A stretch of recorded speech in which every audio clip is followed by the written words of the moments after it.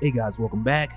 So now we're getting into the Miles Morales clone saga because you guys wanted me to get back into it like after King in Black, so for that reason we're definitely checking it out. But also a lot has happened since the last time we talked Miles Morales before the King in Black tie-in, but for a lot of that stuff I'll just fill you in as we go. But also if you want me to go back and cover any of those things more in depth, just let me know in the comments after the video and we can just circle back around. And with that being said, let's get into it. But first, if you're new to the channel, be sure to subscribe to catch the spills every week, and don't forget to hit that bell up top so you can squat up in the comments for the first hour. Alright, so getting into part 1 of the Miles Morales clone saga. Like, even though it starts in issue 25, it's really kind of been building up for a while now, and like kind of from issue 8. But as we kind of just go along and get through it, like I'll reference back to what we need to when we need to. And if it gets too crazy, I'll just go back to where we left off on the playlist and we'll just fill it all in from there. But for now, just going into it, I want to start off from issue 24 because that issue bridges what we had seen from issue 23 within King in Black, and it snaps everything right back on the path of heading into the Miles Morales clone saga. Because in issue 24, it picks up after the conclusion of King in Black, but even with doing so, it acknowledges the destruction of that event and also the near death match between Miles and Kamala, with them catching up shortly after as former teammates from the Champions. But also with like the way that this is set up, I feel like Kamala was kind of brought in to be like this observation or this additional perspective, if you will, as someone who's close to Miles but also who notices something's going on. Because at one point when Kamala challenges Miles to a game of one-on-one, to where she also insists that they suit up so they can use their powers during the game and not make it obvious that they're Miss Marvel and Spider-Man, who by the way, Miles is pretty tough to defend when he starts cloaking in the game. Because even though you can see the ball, like when you're on defense, you're supposed to be watching a person's hips and their torso area, especially if you got a fancy dribbler, because the way they're looking and throwing their head, like that's not it. Everywhere they're showing you the ball, that's not it. And the nail in the coffin is if you're doing a crossover and you sell somebody on that quick step in the direction that you're not going. So with Miles doing all this and being invisible at the same time, like Kamala didn't have a chance. But she asked for it though. Like she wanted to hoop while using powers with Spider-Man. So even if he didn't have handles before, like he got them now. He's Spider-Man. But while they're out there, they kind of got to put the game to a stop when they hear somebody nearby calling for help after a building had recently collapsed. So when Kamala and Miles make their way over there, Kamala then hears that there are people still alive under the wreckage, and because of that, her and Miles are able to help these people out and get them out of there. But after doing this, when they were talking to some of the people who lived in this building, they had then found out like the floors were very faulty and there's a number of things that the landlord just wouldn't fix, which was already putting the tenants and their families in danger. And because of that, Miles was like, okay, so what's this dude's name? I'm gonna have a talk with him. And it's not too long after to where Kamala and Miles find this guy. And initially when they do, Kamala, like she tries to tell Miles to kind of like take it easy, and mainly because recently the government, they've been like cracking down on younger teenage heroes, with a lot of them either getting hurt or killed. So for that reason, recently there's been this whole thing with Dum Dum Dugan and the government stopping teenagers from doing the whole superhero thing. But Miles isn't worried about that, for one, because regardless of if they talk to this guy or not, that's something they're gonna have to deal with either way. But with Miles confronting the landlord for the building on Mott Street with the faulty stairway that nearly killed a mother and her child, this strikes a nerve with Miles for a couple of reasons. Because for one, he's recently become an older brother, with us getting the introduction to his little sister, Billy, earlier within this series. But then on top of that, like just throughout this whole series of Miles Morales Spider-Man, like Miles has been going through some things. Because also you had this encounter with the Assessor, who had abducted Miles and put him through like this rigorous training, or more so rigorous testing, in order to study Miles and his different abilities, which was something that really took a toll on Miles even after he was saved by his father and his uncle, to where after he got out and he got back home, he had still needed to take some time off from doing superhero anything. And even with Miles trying to take that time off, that was also cut short because of everything going on with Ultimatum and your Ultimate's Green Goblin. But because of Miles carrying all of this and more, and then taking that through King in Black, there's quite a few unprocessed things that he's kind of just holding with him this whole time. And it more or less comes out when he snaps on this landlord and just destroys the guy's car. But when this wraps up, we get like the moment where Kamala and Miles are kind of talking through things. It's also here where Miles expresses a bit more about how he feels as far as his frustrations with like, is no matter how much they do, there's always someone else out there still getting hurt. which is more or less kind of the job because there is no like definitive end to being a hero in a sense, because there's literally always something happening. But after Miles gets home after spending the day with Kamala, he gets home to his parents, who at first are just kind of staring at him with kind of the "what's wrong with you, what were you thinking" kind of look, and after that they just run in and hug him, which initially is very random and weird. But when they then show him the news to where it's been reported that Spider-Man has kidnapped a scientist, which then shows him why exactly they're bugging out. But of course Miles doesn't know anything about this, and he's just as confused because it wasn't him. And shortly after, when Genki shows up telling Miles that he's got to talk to him because they haven't seen each other since the beginning of the King in Black tie-in, to where at the time, like we talked about, Genki was trying to tell Miles the whole thing about him dating Barbara, which is also why he showed up here now. But when Genki pops up like, "Miles, I gotta talk to you, it's important," Miles initially thinks it's about the breaking news, but as it turns out, Genki is just as surprised to see it as well. In between the two of them, it kind of shifts the conversation again to where they go upstairs to try to figure it out, because this new information about another Spider-Man kidnapping a scientist, it's a bit more important than the whole situation of Genki talking to Barbara. But while they're figuring this out, Genki discovers that this definitely has to do with cloning, much like what they'd seen with the Assessor, and also that the scientist who was kidnapped, that he won't be much of any use without proprietary tech, which he had helped develop. And because of that, Genki and Miles kind of got an idea of where this clone could be heading next. But just before Miles heads out, Genki's phone starts blowing up, and it's Barbara, who's texting him and sending all kind of kissy faces. And with seeing this, like, this is how Miles finds out, rather than Genki actually telling him, even though we saw Genki try to tell him in the beginning of the King in Black tie-in. And with seeing this, it does cause Miles to go off again, but he does catch himself before he goes too far with his best friend and like punch his head off or anything like that, because that's just one of those things you can't you can't take that back. But after Miles gets this help from Genki to where now he knows at least where to start with checking out the laboratory to where the kidnapped scientist had helped develop some proprietary tech. But when Miles gets there, the place is already trashed, and the couple of scientists who are still there, they're terrified when they see Miles, and they're telling them that he did this and to get away from him. But before Miles can even explain himself, Spider-Man shows up, attacking Miles because he believes Miles is the clone. And it's kind of funny and endearing at the same time to see Peter elbow Miles in the face while asking, "What have you done with the real Spider-Man?" Because Peter is sincerely worried about Miles' safety while elbowing Miles in the face. Like, if I find out he's hurt. But it also doesn't help that like one of the scientists who got injured, he's rooting for OG Spider-Man, telling him to get this guy, he nearly killed me. And I mean, at that point, I would have just webbed dude's mouth shut because he not helping. But what I also like is like during this matchup between Peter and Miles, we get a bit of a callback, or a couple of callbacks actually, to like what we'd seen in the first Spider-Man when 616 Peter went to the 1610 and he got his first introduction to Miles being able to turn invisible in his Venom blast. And we learn here that Peter's at least gotten better at combating the invisible, the cloaking part. But in the case of the Venom blast, that's one of the things like it gets him every time. But when this happens and Miles mentions a couple things that would have only been known between him and Peter, this then confirms with Peter that this is actually Miles. But then with the scientists realizing that they're in a safe space, they then tell them about the other Spider-Man who is threatening them, who they also mentioned had knives, and immediately Miles tells Peter they gotta go so they can catch the trail of this guy and hopefully stop him before he gets too far away. And after they leave, Miles catches up Peter on much of what he's been through since they last talked, and also about Miles' situation with the Assessor, who had captured Miles and studied him to where at the time he had used that research to create a clone who Miles had to fight a while back. But Miles doesn't believe that this is the same one because that initial clone was like a one-off. But with hearing this, Peter, who has more experience with clones than he probably is proud to share. But then when he tries to tell Miles a bit about his experience, it's then here where they run into Miles' more recent clone, who's not exactly a perfect copy, with him having a bit of skin hanging off here and there. And when they see him, and Peter more or less is like, "Hey man, your face falling off, let me get that for you." And immediately after that, dude just attacks. And when he does this, he immediately surprises them with like the Clayface kind of goopy deforming and reforming attack. And all this guy says is glurp, by the way. And now for whatever reason, I just want to go back and watch Batman the Animated Series. Like, the Clayface episode was just a classic. But with Miles and Peter going up against this clone, they run into a number of problems, because for one, with him reforming so much and so quickly, he's hard to get a hold of.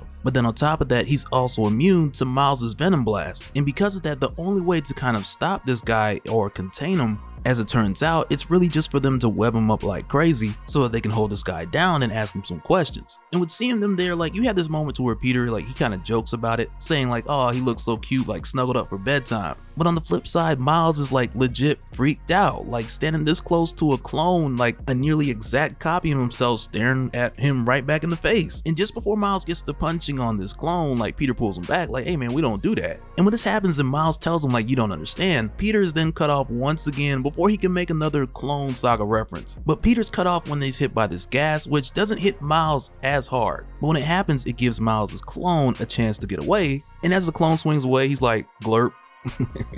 Which I thought was just hilarious. Almost like he's bragging a little bit. But as the clone swings away, Miles just chases right after him, and Peter tells him to wait up, but Miles chases after him, following the screams of everybody who's looking and watching.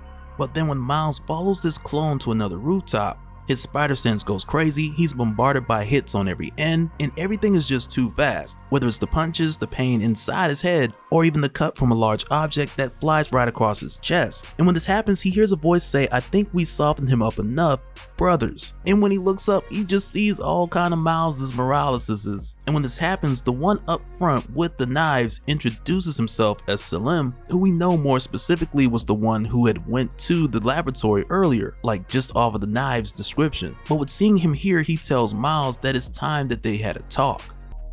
Alright, so jumping right back into the Miles Morales Clone Saga, we pick up right where we left off. Because for Miles, after being anxious to catch this clone, which causes him to chase this guy down and lose track of Peter, but it then leads him to 2 other clones, to where then between the 3 of these clones, they kind of got this brotherhood, like I'm my brother's copy's keeper thing going on. Like they're all real close. But with meeting them, the first one tells Miles that his name is Salim, which is Arabic for undamaged, which makes more sense than what I was thinking before. But when Miles gets here, Salim tells him that him and his brothers are like Miles, but better. And with Salim saying this, like, it kind of introduces us to the idea that not only are these guys just clones of Miles, but then on top of that, there's also something a bit extra. Like Salim, who's highly intelligent, he's fluent in 7 different languages, like German and Cantonese, and he tells Miles that he knows enough Spanish to tell him that his is embarrassing. But with seeing Salim here, Miles initially believes that he's the same clone that Miles had ran into, who had attacked him at his home, and Miles had later found out that he was created by the Assessor, who had kidnapped Miles and harvested his DNA, along with putting Miles through a number of tests in order to produce that clone.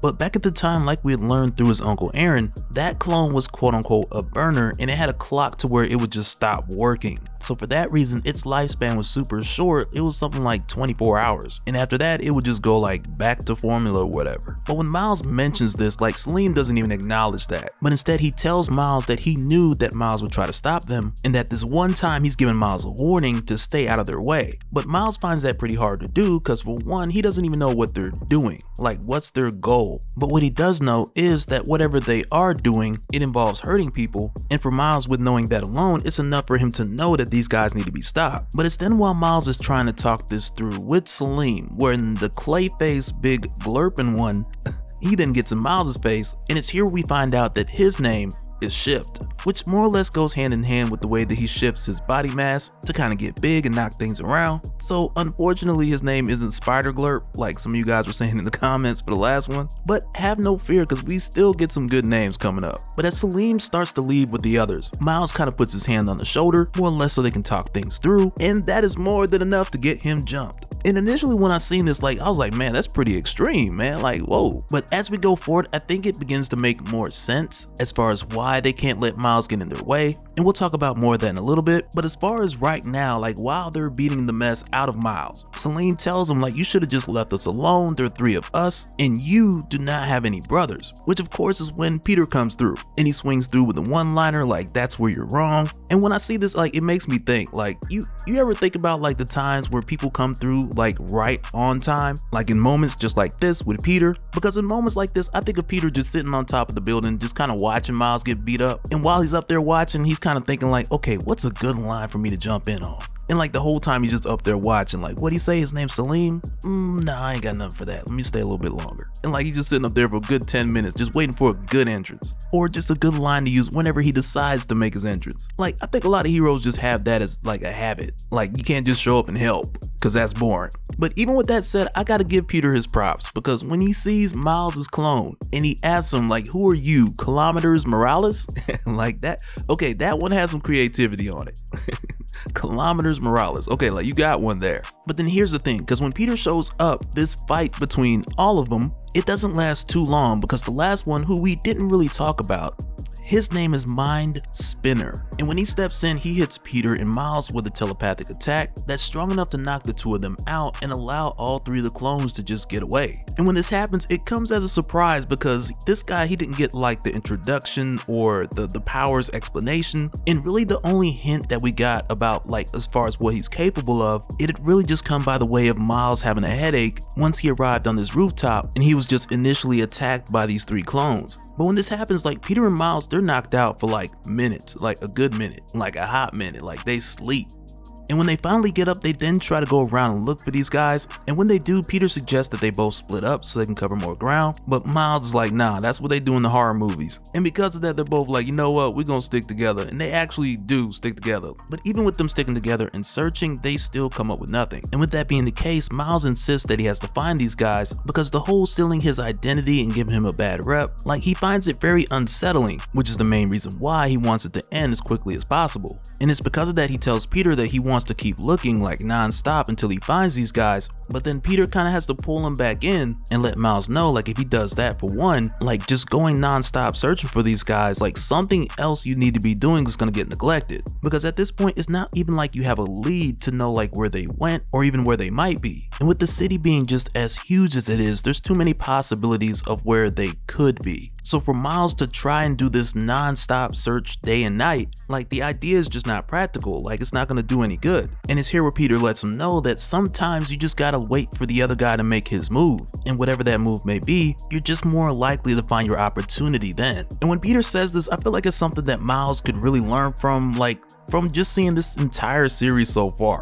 And granted, even though it's been a lot of stuff that's been just happening to Miles, between school, the assessor, Frost Pharaoh, I think his name was, and like the dude who was like just hypnotizing kids and turning them into villains, like that was just weird. But through like 90% of this series, Miles has just been going non-stop. And I feel like if you were to come around and find the balance, like even with school and everything right now, then that would help him in a huge way. But much like Peter said he had learned that with experience, like over time, Miles will eventually get that too. And sure, Miles has plenty of experience since the 1610, but when you hold that in comparison to Peter, I'm sure Miles is still a good 500 issues behind, at least. But while they're having this conversation here, Miles then remembers that he has an essay that he's got to turn in by tomorrow because his English teacher had picked him to apply for a scholarship. So from here, he takes off to get that done, and he promises Peter that he'll reach out to him if anything pops up with this whole clone debacle. And from there, as Peter goes his way, he starts singing The Greatest Love of All, because he believes the children are the future.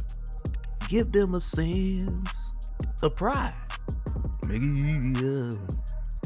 But after this, when Miles gets back to Genki, and he's ready to tell Genki about the craziness that he's just seen, but when he gets back, Genki's all the way in the corner talking about, come on, break my jaw, tough guy. And it's a little weird because when Miles left, they had kind of cooled down the tension. But then it's here where Genki shows Miles text that Barbara claims that Miles had sent her, which show Miles going off about her dating Genki. But here, Miles tells Genki that that wasn't him, and he didn't send any of those messages. And almost immediately, Genki realizes that, okay, like this is Attack of the Clones. And with Salim sending these messages pretending to be Miles, he's essentially just throwing a monkey wrench into Miles' life and doing it whether out of animosity or just to plain and simple keep Miles out of the way. But with Salim doing this, Genki tells Miles that he can trace back Salim's phone and figure out his location either by GPS or cell tower or one of them things. But even with doing this, it's gonna take a while. But Miles, he doesn't mind because he's got a paper to write anyway.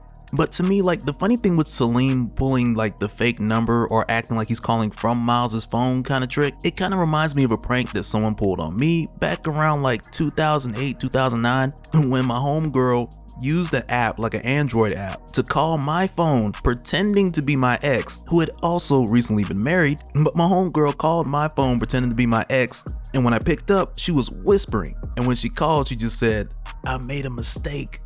But then she just busted out laughing, and I knew who it was after that. But the moral of the story, I guess, is just be careful, even when you see the name on the phone, because you never know who it could be. Could be a clone. But with Genki doing his thing to track down Salim, this is practically the move that Miles is waiting for Salim to make. But while Miles is waiting, he goes to get a soda out of the fridge, which Genki thinks is pretty weird because Miles doesn't drink soda, but it's here where he tells Genki that he needs the sugar, like he needs the energy, so that he can get to writing this essay. And from there, we do get a bit of a glimpse of him writing this essay, or at least him starting it. And as far as the topic for the essay, the question is what makes you unique? And it's an interesting topic to be writing on, like in the middle of your own clone saga. But what I find to be even more interesting is the perspective that Miles approaches the essay with, to where on the surface there are a bunch of things you could say about Miles Morales that are unique, whether you're talking about him being Miles or you're talking about him being Spider-Man, which within this essay he just refers to as his quote-unquote extracurricular activities. But even when he focuses on that, like the Spider-Man side, it's like he thinks of it again and he says that he's not really sure if he is unique, because you could say that, hey, he's a teenage hero, but there are others like Kamala, or because he was bit by a radioactive spider just like Peter, or because both him and Captain America are from Brooklyn. And I mean Brooklyn from another world, but still Brooklyn. But with Miles trying to write this essay, you can tell that there's some things that he's still trying to figure out about himself. But with Genki doing his thing, he finds a location and he just texts it to Miles. But even with doing this, he's concerned because Miles just hasn't gotten any sleep. But when Miles arrives at the location that he was given by Genki, like when he makes his way in, none of the clones are there. But when he takes a look around, he sees much of their equipment, and while he looks through it, he sees some sort of serum with a bunch of equipment and like rotating mixers, and he just trashes everything, because from just looking at the setup, it looks like they're trying to make more clones. But as soon as Miles trashes the place, Salim and the others get back, and it's here where we then find out that this whole makeshift lab setup, that it was actually Salim trying to put together a cure for him and his brothers to find a way to keep them alive, because much like the clone who Miles had ran into before, these guys also have an expiration date. And when this happens here, it's not really clear if they have like 24 hours like the other clone that Miles had seen, but they do make it pretty clear that they don't have that much longer. And because Miles had just came in here and just destroyed their lab, Salim tells him that he had pretty much just given him and his brothers a death sentence. And because of that, he's gonna make sure that when they start to die, that Miles is also gonna go along with them. And in the meantime, while they're waiting, Mind Spinner is gonna make sure that the remaining time that Miles has, that every last bit of it is a living hell. Alright, so jumping right back into where Miles has found Salim and the other clones' hideout, and with doing so, Miles had found all the equipment that they had stole, so he destroyed all of it, under the assumption that they were plotting something evil. But with Salim and the others getting back, they then subdue Miles, only for Miles to find out that they were working on a solution so that unlike the clones that had came before them, these guys wouldn't suffer such a short lifespan. But while they had Miles here webbed up and just ready for Mind Spinner to do his worst, and it's here where Salim expresses to Miles that he's more or less impressed, because Miles had the guts to destroy Salim and his brother's only way of surviving. And when Salim says this, it kind of gives us a peek into his way of thinking, which we'll get into a bit more soon. But what I'll say for now is that it's heavily based on what these guys were designed for, and it's like you take that and you just stack it on top of Miles's DNA. But with Miles destroying their equipment and essentially dooming them, Salim tells Miles like, okay, you're capable of being ruthless because you destroyed our only solution to finding a way to continue to live. But of course for Miles, he don't know what this guy talking about. And all he really knows is that these guys are clones. And clones of him obviously, cause they look just like him. And it then kind of gives us this moment to where Shift, he leans over to Salim and he tells him like, well, he says glurp, but what he means is, okay, maybe Miles is telling the truth and he really doesn't know, which is more or less the translation, because we kind of got like an I am Groot thing going on with this guy. But then it's here where Salim kind of fills in Miles on most of the stuff that we know thus far, but he also goes a bit deeper into the explanation here, because it's here where he tells Miles that they are clones, but they're more so modified versions of him. And like we'd seen before, there's some that will last a few hours, some 24 hours, and some for a number of days, but ultimately they all have this short window of life. And recently Salim had found a solution for the three of them, but Miles came through, wrecked all of that, and now they're back to square one. But at this point now, with Miles at least understanding what they were trying to do, he now gets why they were stealing the equipment and why they kidnapped the scientist. And then Miles was kind of like, oh yeah, the scientist, what y'all do with him? And Salim answers like, yeah, he dead. He floating in the river with your fingerprints around his throat. But with hearing this, Miles tells him like, you don't have to do this, like I can help you guys. And immediately when he says that, like Mind Spinner then hits him with the mind spinning, because neither him or Salim believe Miles about getting them help, whether if Miles can or if he really wants to, because once again he's kind of dealing with himself. And with doing that, like at this point 2 out of 3 says that he's lying,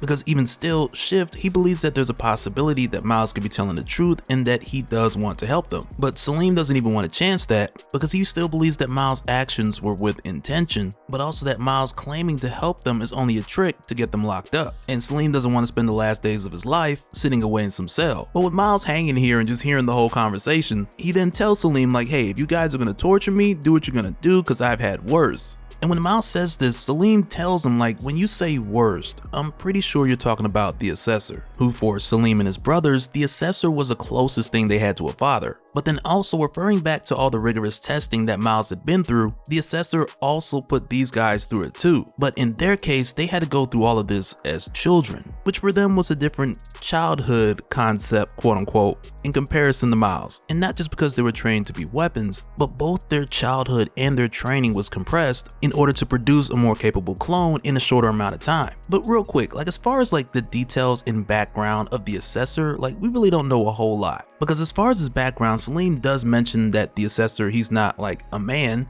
and he describes him as an evil algorithm or exploitation given life, and that he's also a part of something beyond Miles' understanding. But even with him saying that, I feel like it's something we still haven't got like the full gist of, like just yet, because even when we go over to Iron Man Annual Issue 1 from 2020, when at the time Miles told Tony like everything that happened, as far as Miles being taken by the Assessor and all the over-the-top testing and the Assessor threatening his family. And when Miles told all of this to Tony, Tony went off, and he was pretty much just like, tell me everything you know about this guy. But with this happening, like before you know it, Tony found out where this dude was at, as far as like where he was based in Brooklyn, and Tony went off. Like all you heard was you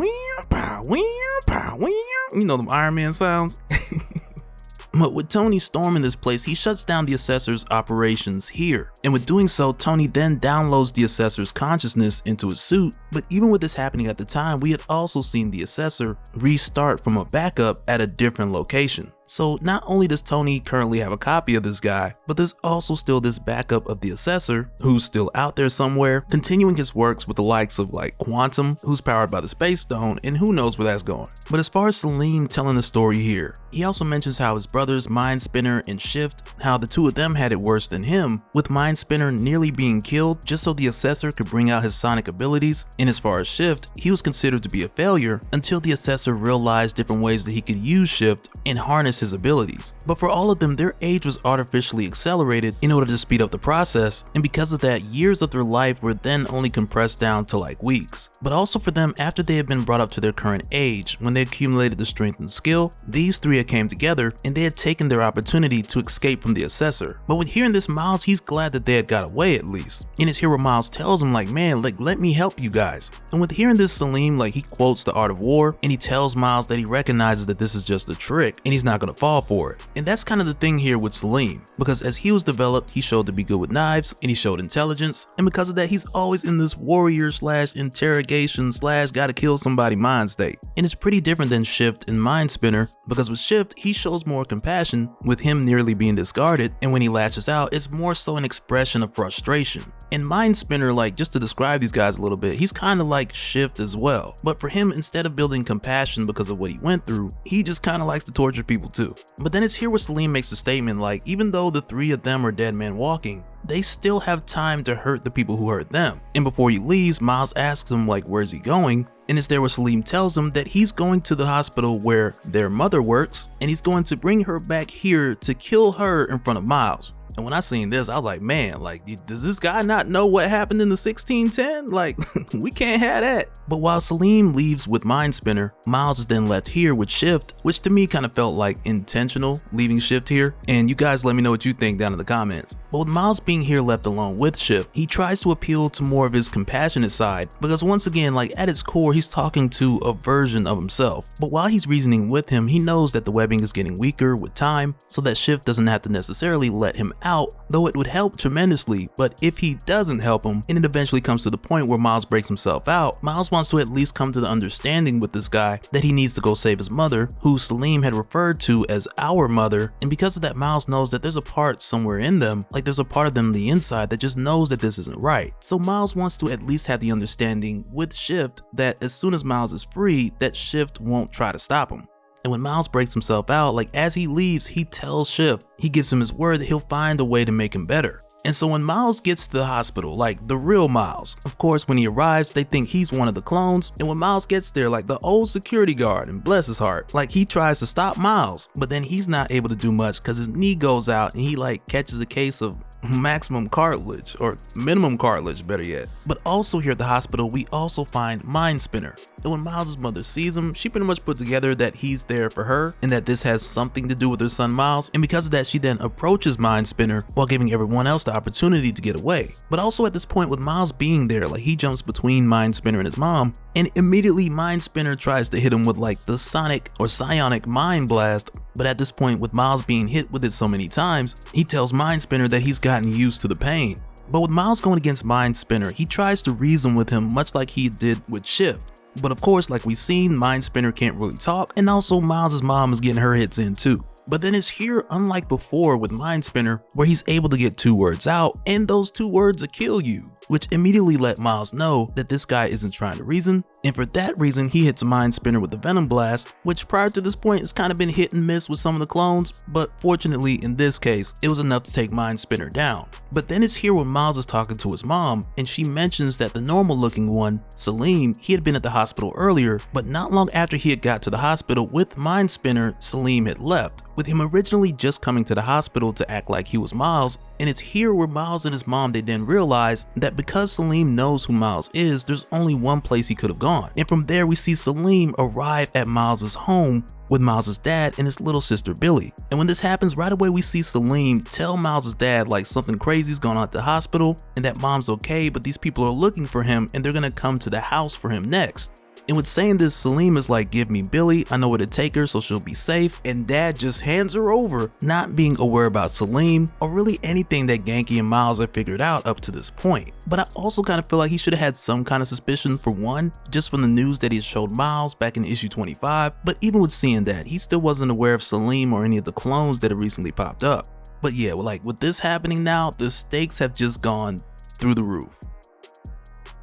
Alright, so at this point where we pick up in the conclusion, it's at this point where Miles is at the hospital with his mother, and the two of them both realize that Miles fighting Mind Spinner here, that it only was a distraction for Salim to go to their home, posing as Miles, putting both his dad and his little sister's life in danger. And at this point, Miles is only imagining the worst because he knows he's taken away from Salim the possibility of living a longer life beyond the hours or however long he has left, and because of that, Miles knows that Salim wants him to suffer. But where we pick up here, Miles is rushed back home from the hospital, and with doing so, getting there as fast as he could, only to find out that Salim, he's already came and left. And with leaving, he's taken Miles' little sister Billy. And what's messed up about this is like, this all could have been avoided with a phone call, but because his dad had his phone turned off, which he did so he can have quality time with Billy, but because his phone was turned off, Miles couldn't call him and warn him about Salim making his way there. But here's the thing, right? Like, if your kid's a superhero, like, you don't turn your phone off for nothing. At the most, you put it on silent, but you don't turn it off, man.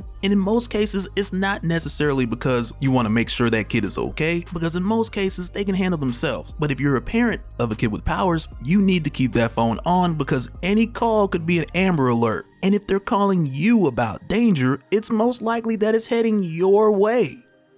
But when Miles gets here and he sees his dad, like, his dad is beat up bad.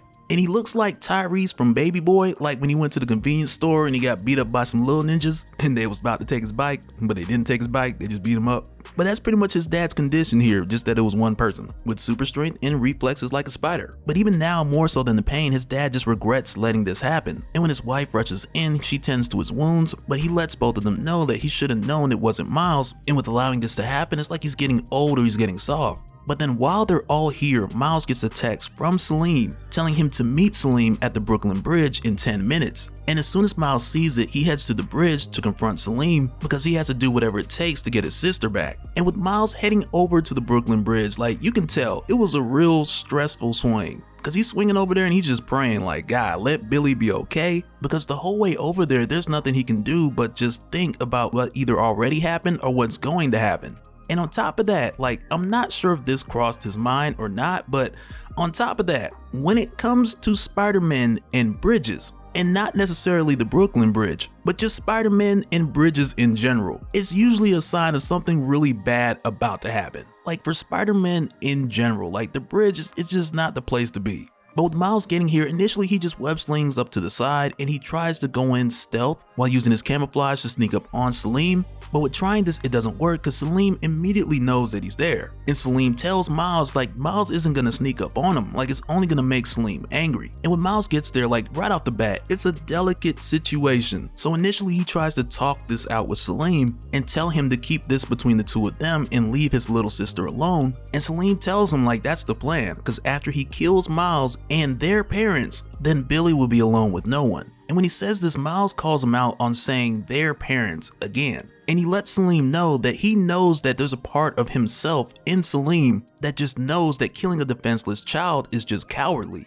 And really it's here where things start to shift and we start to see some of the truer motivations behind Salim's dark and desperate behavior. Because with him taking Billy and bringing her out here, he kind of flips into a General Zod from the Man of Steel movie moment. Because in the case of Salim, he tells Miles that he was created to be a better version of Miles. That's why he was crafted. At one point, that was his purpose. But with him being designed to only have a short amount of time for his lifespan, of which he found the solution to so he could live longer, but Miles took that from him. And because of that, Salim is now in this place to where he doesn't know how long he has to live. It could be days, it could be hours, it could be minutes, and he tells Miles here the true reason for him taking this recent dark turn, and it's because before he dies he has to know that he was better than Miles. And at this point, with Salim having nothing to lose, that's all he cares about. He doesn't care what happens to Billy, all he cares about is perfection and just knowing that he was better than the original. And with everything in him, he just has to know that answer before his time's up, because he could literally die at any minute. And it's a crazy concept to try to look through the lens of, so to speak.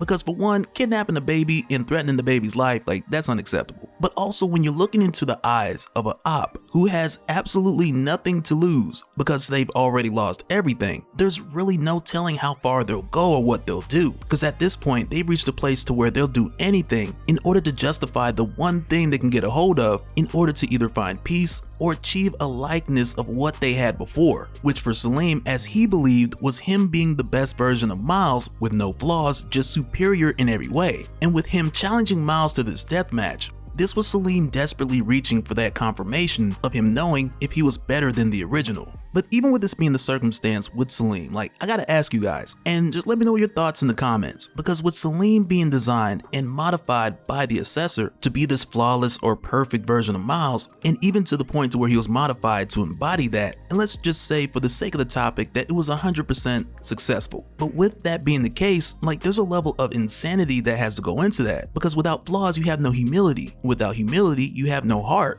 And without heart, you can't reach the heights of a true hero. And when Miles faces off with Salim and he defeats him here, it's essentially that formula that puts him out on top. Because these guys have the same powers, they have the same abilities, they both have Venom Blast, the strength, the webs, the speed. And sure, Salim, he's a bit more intelligent and better with knives, but even with the novelty skills that he has over Miles, those are things that Miles can pick up and he can learn too. But I want to know what you guys think about Salim being created to be better than Miles, to where on top of that his aging was accelerated. But with all these things being put together, like to me, with somebody like this, like from day one, it's almost impossible to reason with them because that level of humanity or that reasoning has been stripped away. Like, I'm really curious to know what you guys think. But after Salim is defeated, like, it's here where his contingency kicks in, because he had pretty much set it up to where if he lost, Mind Spinner would jump in and they would pretty much turn this into an ambush. And with Mind Spinner catching Miles off guard, Salim immediately sees that Miles is in fear of losing, and not so much because of what Salim and Mind Spinner will do to him, but because if Miles loses here, he fears the worst for his sister. And when Salim sees this, he's like, okay, I'm gonna take Miles' suffering to the next level. And it's here where he grabs Billy and holds her over the edge of the Brooklyn Bridge,